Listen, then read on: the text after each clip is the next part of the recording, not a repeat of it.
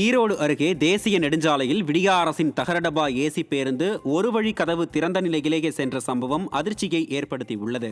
கோவையில் இருந்து சேலம் நோக்கி சென்ற அரசு ஏசி பேருந்து ஒரு வழி கதவு மூடப்படாமல் திறந்த நிலையிலேயே இயக்கப்பட்டுள்ளது. இதுகுறித்து பின்னால் பைக்கில் வந்தவர் எடுத்து கூறியும் ஓட்டுநர் கண்டு கொள்ளாத நிலையில் பின்னர் அக்கதவை கயிறு போட்டு கட்டிவிட்டு பேருந்தை இயக்கிச் சென்றுள்ளார். விடியா திமுக ஆட்சியில் அரசு பேருந்துகளை முறையாக பராமரிக்காததால் பயணிகளின் உயிருக்கு பாதுகாப்பு இல்லாத நிலை உள்ளது. திருவள்ளூர் மாவட்டம் திருத்தணி வட்டார வளர்ச்சி அலுவலகத்தை முற்றுகையிட்டு பெண்கள் போராட்டத்தில் ஈடுபட்டனர். முழக்கம்பட்டு கிராமத்தில் முறையாக 100 நாள் பணி வழங்காததுடன் வீட்டு வரி குடிநீர் வரி செலுத்தினால்தான் 100 நாள் திட்டத்தில் பணி வழங்கப்படும் என விடியா திமுக அரசின் அதிகாரிகள் மிரட்டுவதாகவும் கூறப்படுகிறது. இதனை கண்டித்தும் சுகாதாரமற்ற முறையில் குடிநீர் வருவதை கண்டித்தும் 30க்கும் மேற்பட்ட பெண்கள் வட்டார வளர்ச்சி அலுவலகத்தை முற்றுகையிட்டு போராட்டத்தில் ஈடுபட்டனர். வயிற்றுல இல்லாத பிரச்சனைலாம் வருது. நிறைய பேருக்கு கிட்னிலாம் கூட எடுத்துக்கிறாங்க. கர்ப்பப்பை கூட ரொம்ப கோளாறு ஆகுது.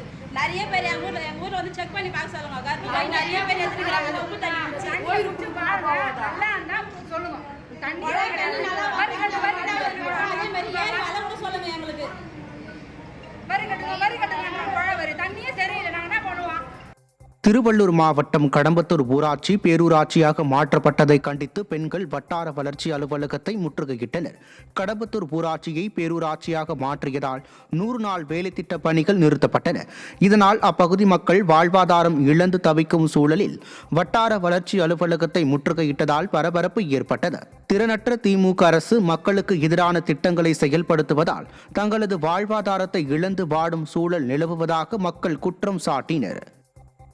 திடீர்னு இப்போ வந்து பேரூராட்சியா மாறிடுச்சுன்னா நாங்கள் என்னையா பண்ணுவோம்? நாங்கள் எங்கேயா போவோம்? இந்த ஊரில் என்ன வசதி இருக்குது? எங்களுக்கு வந்து கம்பெனி இருக்குதா, இல்லை ஒரு வயல் வேலையாவது ஒன்று இருக்குதா? நாங்கள் எங்கே போய் எப்படி நாங்கள் சம்பாதிச்சு எங்களுக்கு அப்படி எப்படி தான் நாங்கள் சாப்பிட்றது? நாங்கள் எப்படி தான் வாழ்வாதாரத்தை நாங்கள் எப்படி இது பண்ணுறது? நாங்கள் வரி எப்படி காட்டுவோம்? 2 வரி எப்படி காட்டுவோம்? இதெல்லாம் எங்களுக்கு கேள்விக்குறியாக்குதுயா. இந்த 3 நாளாக நாங்களுக்கு போகலான்னு பீடி அப்சாண்டா இன்னைக்கு தான் வந்துக்கிறேன்யா. இன்னைக்கு வந்தால் பீடியா இல்லைன்றாங்க. திருப்பூர் மாவட்டம் துரைசாமிபுரம் பகுதியில் நியாய விலை கடையில் சரிவர பொருட்கள் வழங்காத காரணத்தால் அப்பகுதி மக்கள் கடையை முற்றுகையிட்டனர். துரைசாமிபுரம் நியாய விலை கடையில் ஊழியர் தினமும் காலதாமதமாக வருவதாகவும் பொருட்கள் சரிவர வழங்குவதில்லை எனவும் கூறப்படுகிறது. இதையடுத்து அதிமுக முன்னாள் கவுன்சிலர் கனகராஜ் உடன் இணைந்த பொதுமக்கள் கடையை முற்றுகையிட்டனர்.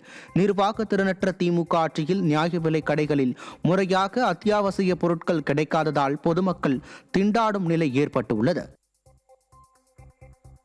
மதுரையில் தன் மீது பொய் குற்றச்சாட்டு சுமத்தப்பட்டதாக கூறி வேளாண்மை கூட்டுறவு சங்க எழுத்தர் தூக்கிட்டு தற்கொலை செய்து கொண்ட சம்பவம் அதிர்ச்சியை ஏற்படுத்தியுள்ளது. நக்கலப்பட்டியில் உள்ள தொடக்க வேளாண்மை கூட்டுறவு சங்கத்தில் இளநிலை எழுத்தராக செல்லப்பாண்டி என்பவர் பணியாற்றி வந்தார். இவர் கூட்டுறவு சங்கத்தில் போலி நகைகளை அடகு வைத்து லட்சக்கணக்கில் மோசடியில் ஈடுபட்ட புகாரில் தன்னை தொடர்புபடுத்தி தன் மீது நடவடிக்கை எடுத்ததால் மன உளைச்சலுக்கு ஆளானதாக கூறி தற்கொலை செய்து கொண்டார். அரியலூர் மாவட்டத்தில் மது போதையில் வாகனங்களை வழிமறித்து ரகளையில் ஈடுபட்ட நபரால் பரபரப்பு ஏற்பட்டது. அண்ணா சிலை அருகே மிதமிஞ்சிய மது போதையில் ஆசாமி ஒருவர் ஆபாசமாக பேசிக்கொண்டு வாகனங்களை மறித்து அட்டூழியத்தில் ஈடுபட்டார். இதனால் அப்பகுதியில் பேருந்துக்காக காத்திருந்தவர்களும் வாகன ஓட்டிகளும் மிகுந்த சிரமத்திற்குள்ளாகினர். ஸ்டாலின் ஆட்சியில் அதிகரித்துள்ள மது மற்றும் போதைப்பொருள் புழக்கத்தால் சட்டம் ஒழுங்கு சீர்கெட்டு உள்ளதாக பொதுமக்கள் குற்றம் சாட்டுகின்றனர்.